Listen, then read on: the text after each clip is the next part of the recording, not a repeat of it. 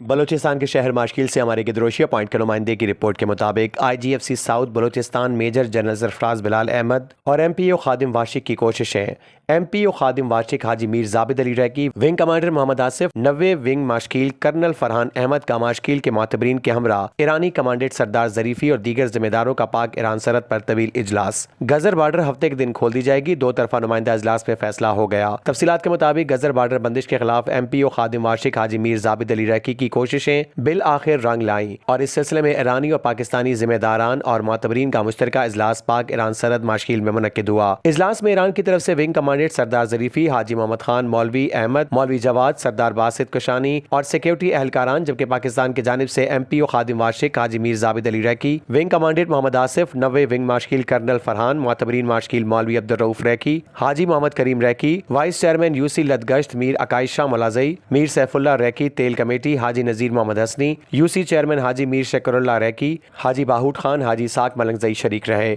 और तवील गुफ्तो शनीद के बाद गजर बार्डर माशकील को बरोज हफ्ता खोल देने का फैसला किया गया और गजर बार्डर हफ्ते के दिन खुल जाएगा। MPO खादिम वाशिक हाजी मीर जाबिद अली रैकी और सरहदी मोतबरीन ने कोर कमांडर बलूचिस्तान और IGFC south Balochistan major general Sarfaraz Bilal का तहे दिल से शुक्रिया अदा किया कि जिनकी खुसूसी तवज्जो और कोशिशों से दो बरादर मुल्क पाकिस्तान और ईरान के सरहदी अवाम के ऐन ख्वाहिशात के मुताबिक गजर बार्डर माशकील का मसला हल हो गया।